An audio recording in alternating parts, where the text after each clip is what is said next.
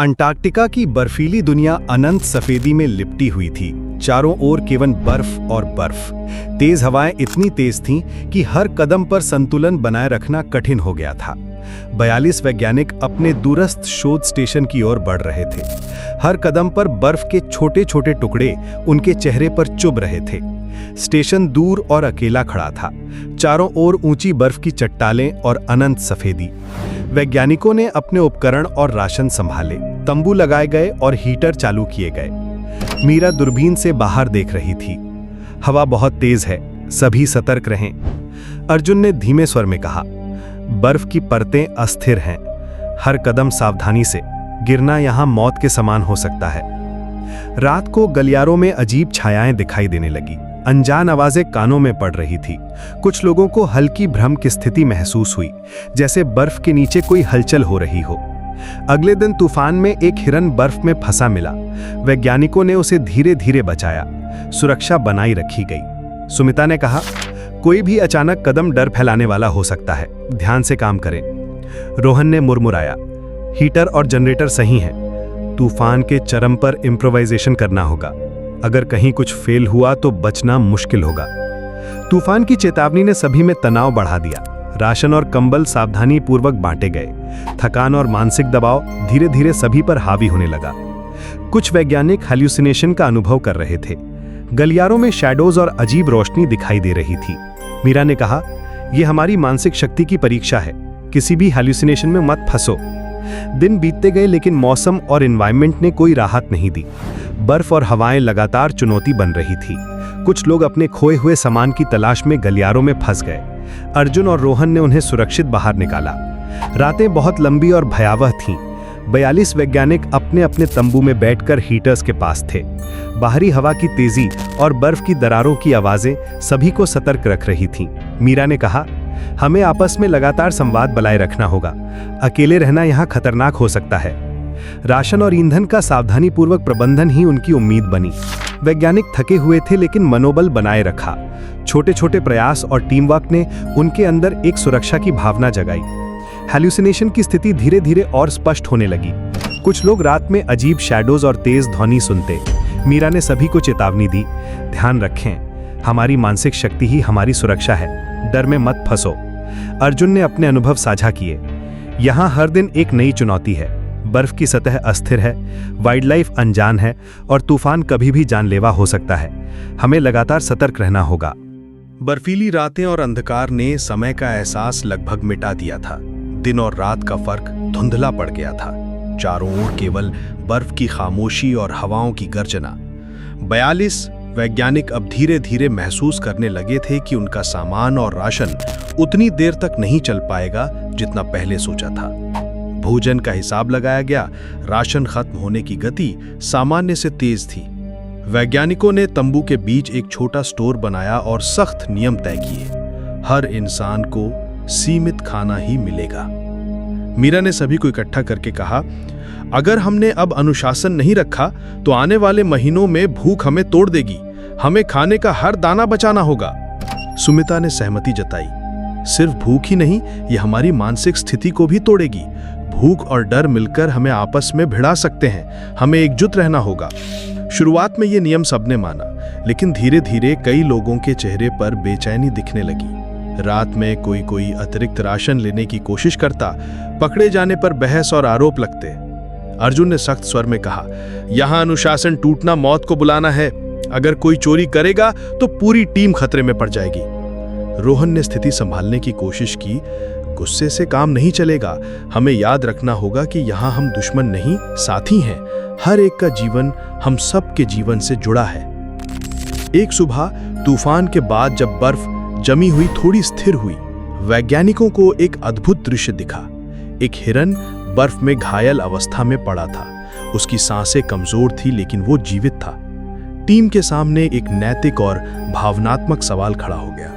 क्या वे उस हिरन को बचाएं या उसे भोजन के रूप में इस्तेमाल करें? मीरा की आंखों में आंसू थे। उसने कहा, यह भी तो एक जीव है, इसे मारना सही नहीं होगा। हम वैज्ञानिक हैं, शिकारी नहीं। लेकिन मीरा ने व्यवहारिक स्वर में कहा, अगर यह अपने आप मर गया तो हम इसे व्यर्थ नहीं जाने देंगे। हमें जीना है, लेकिन जब तक ये सांस ले रहा है हम इसे जीवन देंगे। टीम ने मिलकर उस हिरन को सुरक्षित जगह पहुंचाया और उसकी देखभाल की। ये काम उन्हें मानसिक राहत भी दे गया। भूख और डर के बीच ये छोटा सा प्रयास इंसानियत की याद दिलाने वाला था। कुछ हफ्तों बाद रात में स्टेशन के पास बर्फ की अजीब आवाजें सुनाई दी। जब बाहर जाकर देखा गया तो दूर एक विशाल सफेद भालू पोलर बेयर दिखाई दिया। उसकी चमकती आंखें बर्फ की परछाइयों में डर पैदा कर रही थी। भालू भोजन की तलाश में था। तंबुओं और स्टोर की गंध उसे खींच लाई थी। अर्जुन ने तुरंत आवाज दबाकर कहा, सब लाइट बंद करो, आवाज मत करो। रोहन ने धीरे से उत्तर दिया, अगर ये अंदर आया तो सब कुछ तबाह हो जाएगा। हमें डराना होगा, लेकिन बहुत सोच समझकर। वैज्ञानिकों ने मिलकर बर्तन बजाए, आवाजें निकाली और रोशनी की चमक का इस्तेमाल किया। भालू ने कुछ देर तक चारों ओर चक्कर लगाया, फिर धीरे धीरे दूर चला गया। समय अपनी रफ्तार से बीत रहा था, लेकिन वैज्ञानिकों के लिए हर दिन भारी होता जा रहा था। अब राशन का हिसाब किताब बेहद डरावना हो गया था। जो अनाज, सूखे फल और डिब्बाबंद सामान बचा था, वह किसी भी हालत में 1 महीने से ज्यादा नहीं चल सकता था। मीरा ने सबको इकट्ठा करके कहा, अब हमें कठोर निर्णय लेना होगा। भोजन को और बांटने की कोई गुंजाइश नहीं है। इसका मतलब है हर इंसान को और कम खाना मिलेगा। कई वैज्ञानिकों के चेहरे पर निराशा और गुस्सा साफ झलक रहा था। एक वैज्ञानिक ने कहा, इतनी मेहनत करके यहां आए और अब हमें भूख से मरना पड़ेगा, क्या यही अंत है? सुमिता ने शांति से कहा, नहीं, अभी भी उम्मीद है। हमें सोचना होगा कि बाहर क्या क्या उपलब्ध है। शायद बर्फ के नीचे मछली पकड़ना संभव हो, शायद किसी और जंगली जीव से सामना हो। लेकिन सच यह था कि बाहर जाना भी उतना ही खतरनाक था जितना भूखे रहना। ठंडी हवाएं शरीर को मिनटों में जमा सकती थीं। दिन 200 के आसपास वही विशाल सफेद भालू फिर से लौट आया। इस बार वह पहले से ज्यादा आक्रामक था। रात के समय वह स्टोर के पास आया और खाने की गंध पाकर उसने बर्फ तोड़नी शुरू कर दी। अर्जुन ने तुरंत आदेश दिया, सब लोग सुरक्षित जगह चले जाओ, हमें इसे रोकना होगा। वैज्ञानिकों ने मिलकर शोर मचाया, लेकिन इस बार भालू हटने को तैयार नहीं था। उसने बर्फ तोड़कर डिब्बा बंद राशन के कुछ हिस्से गिरा दिए और उनमें से खाना खाने लगा। रोहन ने कांपती आवाज में कहा, अगर ये सब ले गया तो हमारे पास कुछ नहीं बचेगा।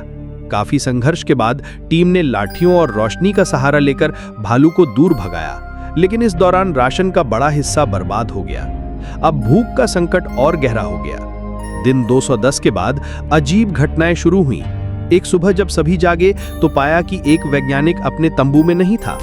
सबने खोजबीन की, बर्फ के बीच पैरों के निशान भी मिले, लेकिन थोड़ी दूरी पर वे अचानक गायब हो गए। किसी को समझ नहीं आया कि वह कहां गया। क्या उसने खुदकुशी कर ली? क्या कोई जानवर ले गया? या फिर कुछ और? यह घटना टीम को भीतर तक हिला गई। मीरा ने सबको समझाया, हमें डरने से बचना होगा। हो सकता है वह रास्ता भटक गया हो, हम खोज जारी रखेंगे। लेकिन अगले हफ्ते फिर एक और वैज्ञानिक गायब हो गया और इस बार कोई निशान भी नहीं मिला। अब टीम में डर गहराने लगा। सुमिता ने धीमे स्वर में कहा, यह जगह, यह बर्फ, यह हमें खा रही है। शायद यहाँ कुछ ऐसा है जो हमें दिखता नहीं। भूख, ठंड और रहस्यमयी घटनाओं ने कई लोगों की मानसिक स्थिति बिगाड़ दी। दिन 220 के आसपास अचानक दूर आसमान में हल्की रोशनी दिखाई दी, जैसे कोई जहाज गुजर रहा हो। सब बाहर दौड़े और देखने लगे। मीरा ने कहा, अगर ये जहाज है तो शायद हमें बचा लिया जाएगा। लेकिन रोहन ने गंभीर स्वर में कहा, हो सकता है यह सिर्फ ऑरोरा की रोशनी हो। हमें उम्मीद रखनी चाहिए, लेकिन भ्रम में नहीं। वह रोशनी धीरे धीरे गायब हो गई, सबके दिलों में एक साथ उम्मीद और डर दोनों छोड़कर। अब टीम बुरी तरह टूट चुकी थी। भोजन लगभग खत्म था। चारों तरफ मौत का साया था। कई लोग कमजोर होकर चल भी नहीं पाते थे। मीरा ने आंसुओं के साथ कहा, हम अब दो ही चीजों के बीच खड़े हैं, या तो हम एक होकर जिएंगे या डर और शक में मर जाएंगे। और ठीक तभी बर्फीली हवा में फिर एक अजीब आवाज गूंजी, जैसे किसी ने गहराई से पुकारा हो, बचाओ। लेकिन सवाल यह था, वह आवाज इंसानी थी या बर्फ के नीचे छिपा कोई रहस्य? कहानी अब एक ऐसे मोड़ पर पहुंच चुकी थी जहां हर पल मौत या रहस्य की ओर ले जा सकता था। दिन 231। बर्फ के नीचे से आती आवाज। कड़कड़ाती ठंड थी। बाहर हवाएं ऐसे चीख रही थीं जैसे कोई अदृश्य ताकत गुस्से में हो। अचानक स्टेशन के बीचों बीच एक डरावनी आवाज गूंजी, बचाओ बचाओ। सब लोग सन्न रह गए। रोहन ने बर्फ पर कान लगाया और कहा, यह आवाज बर्फ के नीचे से आ रही है। सब हैरान थे। क्या कोई जिंदा दबा है या फिर ये उनकी थकी हुई कल्पना का खेल है? तहखाने की खोज। मीरा ने हिम्मत जुटाई। हम खुदाई करेंगे, अगर कोई फंसा है तो बचाना होगा। कई घंटे की मेहनत के बाद बर्फ के नीचे से एक पुराना तहखाना मिला। अंदर जाकर सबकी सांसें थम गई। वहां वही 2 वैज्ञानिक बैठे थे जो हफ्तों से लापता थे। उनकी आंखें खाली थीं, चेहरा डर से जम चुका था। उनमें से एक बोला, हमने इन दीवारों पर बने चिन्ह पढ़ने की कोशिश की, फिर आवाजें आने लगीं। किसी ने हमें यहां बांध लिया। दीवारों पर अजीब अनजानी सभ्यता जैसे निशान बने थे। सुमिता ने कहा, यह शायद प्राचीन सभ्यता के चिन्ह हैं, यहां कुछ छुपा है। सभी को समझ आ गया कि यह जगह रहस्यमयी और खतरनाक है। उन्हें तुरंत निकलना होगा। पर खतरा भी खत्म नहीं हुआ था। उसी रात बर्फीला तूफान आया और उसी अंधेरे में वो विशाल सफेद भालू फिर लौट आया। भूख से पागल होकर उसने स्टेशन पर हमला कर दिया। अर्जुन गरजा, आज अगर इसे नहीं भगाया तो हम सब यहीं खत्म होंगे। वैज्ञानिकों ने मशालें जलाईं, शोर मचाया और मिलकर भालू से लड़े। आखिरकार आग से डरकर भालू पीछे हट गया और अंधेरे में खो गया। दिन 240। उम्मीद की किरण। अब खाना लगभग खत्म हो चुका था। सब बेहद कमजोर थे। उन्हें लग रहा था कि अब उनका अंत तय है। तभी आसमान से आवाज आई, धुर्र। सब बाहर भागे। ये एक हेलीकॉप्टर था। उनकी आंखों से आंसू बहने लगे। बचाऊ दल आया और एक एक कर सबको उठा ले गया। टीम ने जिद करके उस हिरण को भी साथ चढ़ा लिया जो उनके साथ रहा था। हेलीकॉप्टर ने उड़ान भरी। नीचे रहस्यमय तहखाना और अजीब चिन्ह बर्फ की कैद में रह गए। हेलीकॉप्टर में सब रो रहे थे, लेकिन हाथ कसकर पकड़े थे। मीरा बोली, हम सब साथ थे इसलिए बचे। यही हमारी असली ताकत है। इस बर्फीली धरती ने उन्हें डराया भी और सिखाया भी कि सबसे बड़ी ताकत इंसानियत और एकजुटता। दोस्तों, ये थी कहानी 42 वैज्ञानिकों की रहस्यमयी जंग की। अगर आपको ये कहानी पसंद आई हो तो वीडियो को लाइक कीजिए, चैनल को सब्सक्राइब कीजिए और घंटी का बटन दबाना मत भूलिए ताकि अगली रहस्यमयी कहानी सबसे पहले आप तक पहुंचे।